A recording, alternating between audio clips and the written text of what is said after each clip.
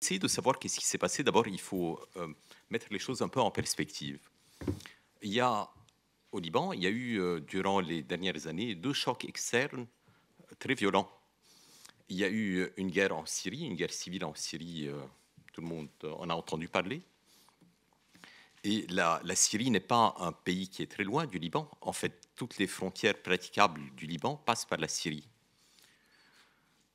Le deuxième choc externe très violent, c'est le fait qu'il y a eu plus d'1 million de réfugiés qui sont venus au Liban.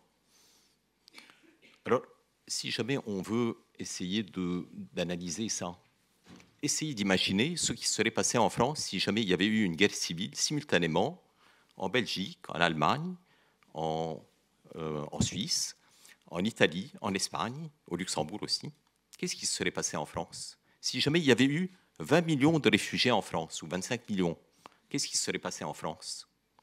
Et puis, il y a également, durant les 2 dernières ou les 3 dernières années, il y a eu 20 milliards de dollars qui sont sortis du système bancaire. Soit ils ne sont pas rentrés, soit ils ont été dans les matelas, soit ils sont sortis du pays. 20 milliards de dollars. Donc, rapporter ça à la France, ça fait combien? Ça fait 1000 milliards d'euros. 1000 milliards d'euros qui sortent de France. Qu'est-ce qui se passerait au système bancaire français? Est-ce que le système bancaire français aurait survécu? Certainement pas. Donc, la bonne nouvelle de cette crise, c'est que finalement, l'économie libanaise est extrêmement solide. Parce que c'est vrai, il y a de grosses difficultés, mais tout ne s'est pas effondré. Alors, je vais vous montrer quelque chose. J'ai acheté ça au Liban il y a quelques jours. Ce n'est pas un produit qui est fabriqué au Liban. L'Aquerol, je ne fais pas de la publicité, c'est lui qui fait la publicité, je ne sais pas pourquoi. Il a dû être payé pour ça. Donc, c'est fabriqué en Italie. Donc, j'ai acheté ça il y a quelques jours. Ça veut dire que l'importation a repris au Liban.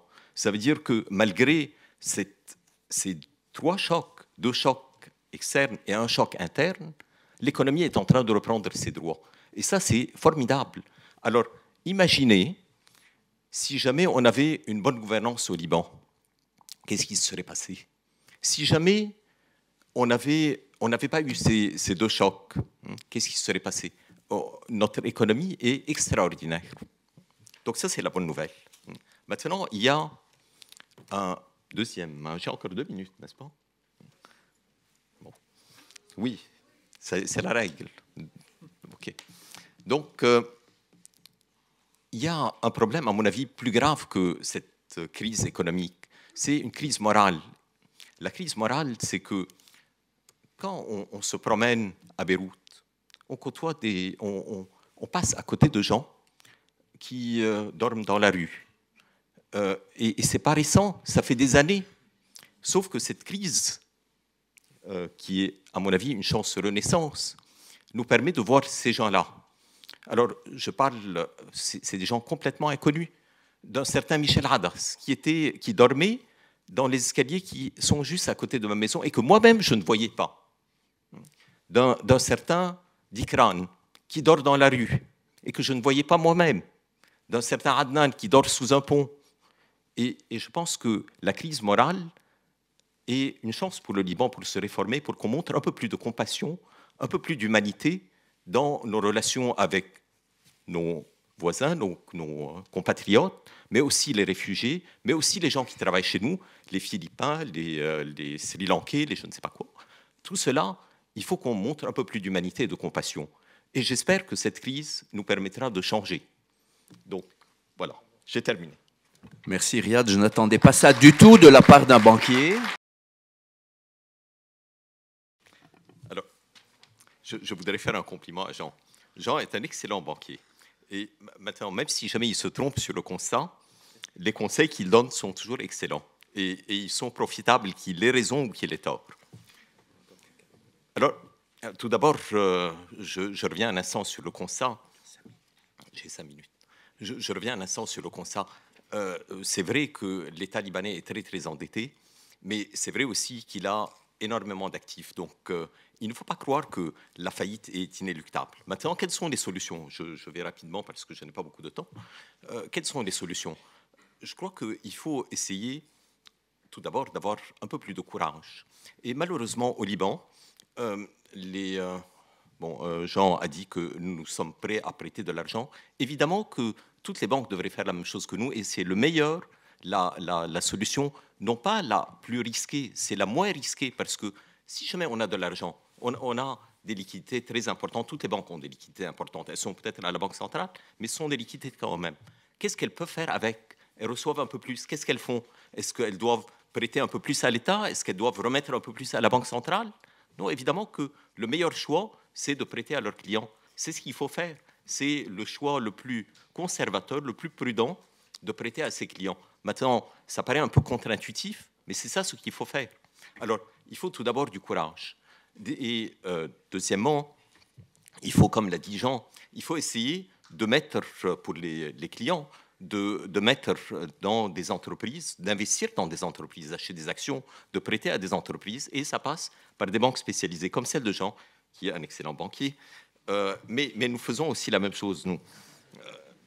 Donc la désintermédiation, je suis tout à fait d'accord, mais ça ne veut pas dire que l'intermédiation va disparaître, elle va continuer. Alors, il faut essayer de tabler sur les actifs de l'État, du pays. Et ces actifs ne sont pas suffisamment exploités. Alors, il y a un produit bancaire que nous avons inventé qui s'appelle le CHO.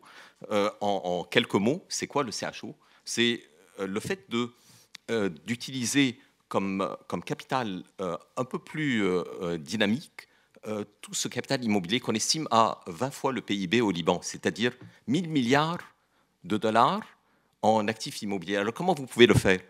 Très simplement, vous pouvez, en utilisant l'hypothèque, qui est un instrument qui est très classique, qui existe depuis probablement quelques centaines, voire quelques milliers d'années, et vous hypothéquez votre bien et vous faites un cautionnement réel. Un cautionnement réel, c'est-à-dire que vous donnez une garantie, non pas pour que quelqu'un que vous connaissez emprunte de l'argent, mais pour que la banque à laquelle vous faites confiance puisse, elle, emprunter. Parce que nous avons un problème de liquidité, et ce problème de liquidité ne peut se résoudre qu'en utilisant le capital que nous avons déjà.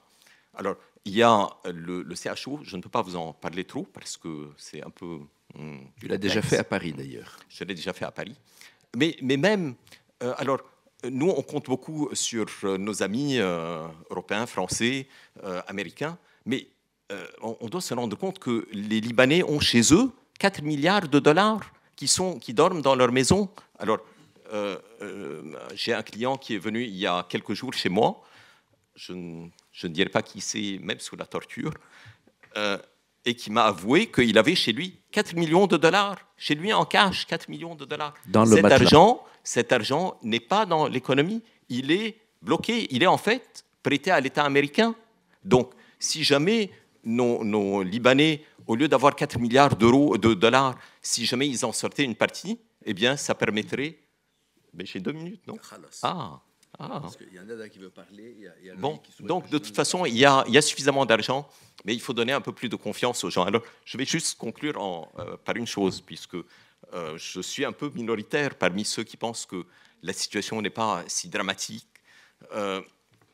Eh bien, et puisqu'on est dans la salle Victor Hugo, je dirais que même si tous les experts, 90% des experts, 90% des banquiers pensent que c'est catastrophique, que la faillite est inéluctable, eh bien, en ce qui me concerne, s'il n'en reste qu'un, à croire dans l'excellence du peuple libanais, dans la force de l'économie, de la capacité de réforme de l'État, je serai celui-là. Très bien.